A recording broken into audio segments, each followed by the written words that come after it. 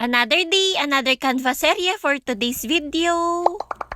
Gamit nga lang ang aking cellphone ay gagawa ako ng activity para kay Baget. Landscape na template yung pinili ko dito mga mare, tapos nilagyan ko na yun ng shape na bilog. Bali dito sa bilog ko ilalagay lahat ng design na kakailanganin ko. At ang naisip ko nga na gawin ngayon ay ang ating mga 5 senses. Nakita ko nga lang sa Shopee to mga mare, tapos sabi ko itry ko na rin gawin. So ayan, pagtapos nga ng bilog ay naglagay na rin ako ng flower, tapos nag-search na ako ng tang. And then ito nga naka-format na text yung nilagay ko dito sa may template, saka ko inedit. So ayan, pinalitan ko nga to ng word na taste, tapos pinaganda ko na rin gamit ang effects. Kapag mga header nga ay maganda talaga tong outline para mas emphasize yung word. And then kakailanganin ko nga ng 5 bilog dito sa paligid, so yan, naglagay na rin ako. Bali green nga yung napili kong color dito sa unang ginagawa ko, so depende na lang sa inyo kung gusto nyo tong gayahin. Sunod ko nga nilagay itong mga pagkain na iba't iba yung lasa. Tulad ng matamis, maalat, mapakla o kaya maasim. Tapos sunod ko naman na ginawa ay kinapi ko to isa-isa at pinis ko sa baba. Nung okay na nga ay sinelect multiple ko naman tong mga nasa bilog para i-delete. So ayan, dapat maging ganito na itsura niyan, tapos kinapi ko lang yan para makagawa pa ako. So medyo mas madali na to kaysa sa una dahil iibahin ko na lang yan ng color. Pinalitan ko na nga tong color green ng yellow, and then naglagay na ako ng nose. Karamihan nga ng napili ko dito sa parts of the body ay mga naka-pro, kaya ayan, may mga watermark. Para sa akin ay okay lang din naman dahil hindi naman siya masyadong halata. Anyway, ito nga at maglalagay na ako ng mga bagay na inaamoy. Syempre maglalagay tayo dyan ng iba't ibang amoy na mabango o kaya mabaho. Same procedure lang din naman yung ginawa ko doon sa una, kaya mas madali na yung sundan. So ayan, nung okay na nga ay bukod dito sa dalawa ay gumawa pa ako ng 3. Bali meron pa akong ginawang hearing, sight, tapos touch. And then nung matapos na nga ay sinave ko na yan dito sa aking cellphone, so gayahin nyo lang yung mga arrow ko dyan sa screen kung paano ko to dinownload. Tapos sunod ko naman transfer yan dito sa aming computer para ma-print. So A4 size na papel lang yung gamit ko dito mga mare. Sunod ko naman na ginawa ay kinat ko tong mga bilog. Bali ginupit ko lang yan ng maayos na walang matitirang puti sa mga gilid. Nung matapos na nga ako maggupit, ay nilabas ko na rin tong laminating film. Tapos nilagay ko na nga dito sa loob lahat ng ginupit ko, so inayos ko lang yan para hindi magdikit-dikit. So kahit nga nasa bahay, pwede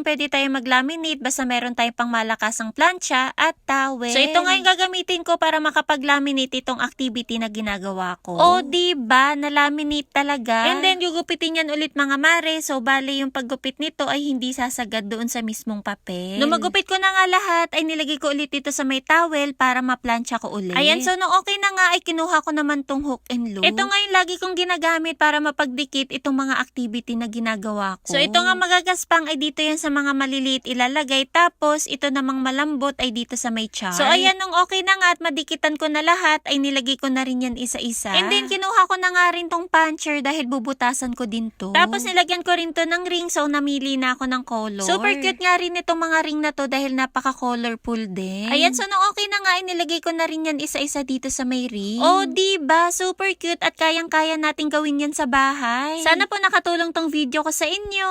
Yun lang, ingat lagi.